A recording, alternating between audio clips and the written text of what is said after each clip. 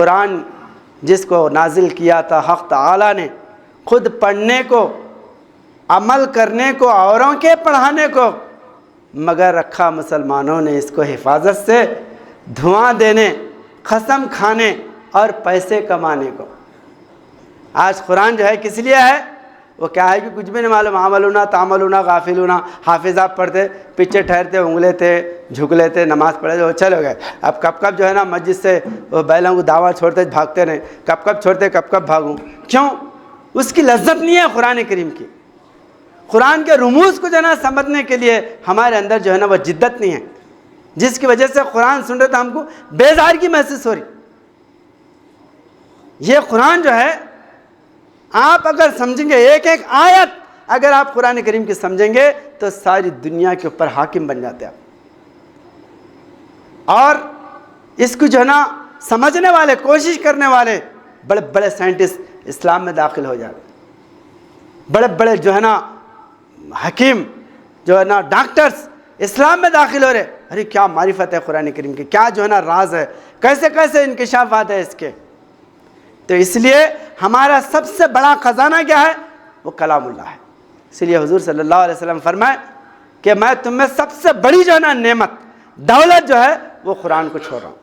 آج سب سے بڑی امت کی بدقسمت یہ ہے کہ ہم جو ہے نا ساری دولت جو ہے نا حاصل کریں، بنگلے بنائیں، کار خریدیں، سونا چاندی کے ڈھیر جو ہے نا جمع کریں، لیکن قرآن کی معرفت جمع نہیں کریں، جس کے لیے ہم پیدا ہوئے۔ حضور صلی اللہ علیہ وسلم کی امت میں تمنا انبیاء نے کی، مقام ایسا ملا مجھ کو، غلامان محمد میں سے ہے نام و نشا میرا۔ آپ کو اللہ جو ہے نا کسی لنگات میں، بھمن میں، کسی وڈر کے پیٹ میں، کسی دلت، کسی بھی جو ہے نا کافر یہودی نصارہ کے پیٹ میں پیدا کرتا تو قرآن ملتا تھا آپ کو؟ نہیں ملتا تھا۔ اس کا فضل ہے، اس کا احسان ہے کہ تم کو حضور صلی اللہ علیہ وسلم کی امت میں پیدا کیا۔ اور قرآن جو ہے نا ہمارے سامنے، آنکھوں کے سامنے رکھا ہوا ہے، لیکن ہم اس کو سمجھنے کے لیے تیار نہیں۔ اتنی بڑی دولت رکھ کے ہم کیا کر رہے ہیں؟ مودی بچاتا ہے کہ کیا ہے کہ، امت شاہ بچاتا ہے کہ کیا ہے کہ، فلاں جو ہے نا لیڈر بچاتے کیا ہے کہ، اسد صاحب بچاتے کیا۔ یہ جو ہے سیاسی لوگوں کے، دولت مند لوگوں کی طرف جو ہے نا ہماری آنکھیں چٹکی ہوئی ہے۔ اتنا بڑا کلام ہے کہ تم خود جو ہے دنیا کی گندگی کو دور کرنے کے لیے تمہارے ہاتھ میں قرآن ہے۔ اتنی بڑی دولت ہے، ڈھیروں کے سونے کے اینٹ بھیجے کر قرآن کریم کو اگر لینا پڑے تو لے کر دنیا کو پاک کرنا چاہیے۔ اور صحابہ اکرام یہی جو ہے نا دولت کو حاصل کرے۔ حضرت عمر رضی اللہ تعالیٰ کے دور میں ایران فتح ہوا۔ ایران اس وقت جو ہے نا سپریم پاور تھا، سب سے جو ہے نا دنیا میں طاقتور ملک کہلاتا تھا، ایران اور روم۔ یہ دو جو ہے نا ملک مسلمان ہوئے۔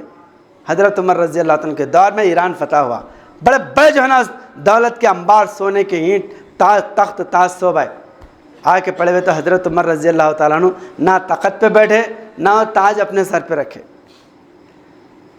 آپ جو ہے فقیری جھبا پہن کے، جس کو پیون لگے ہوئے تھے، وہ جھبا پہن کے کیا فرما رہے؟ ہم کو عزت اسلام دیا، ہم کو یہ ایران کی دولت، یہ تخت و تاج عمر کو جو ہے نا باعزت نہیں بنائے۔ عمر کو جو ہے نا عمر بنانے والے، باعزت بنانے والے، فاروق اعظم بنانے والے وہ اللہ کے رسول ہیں، قرآن پاک ہے۔ کسی کو جو ہے خالد بن ولید بنایا قرآن، کسی کو صدیق اکبر بنایا، علی المرتضیٰ حضرت جو ہے نا مولا علی در خیبر کے فاتح بنایا۔ تو اتنی بڑی دولت ہے قرآن، دنیا کا ہر انسان جو ہے وہ تمہارے سامنے آ کے سجدہ ریز ہو سکتا ہے۔ قرآن کی دولت اگر آپ کے سینے میں ہو تو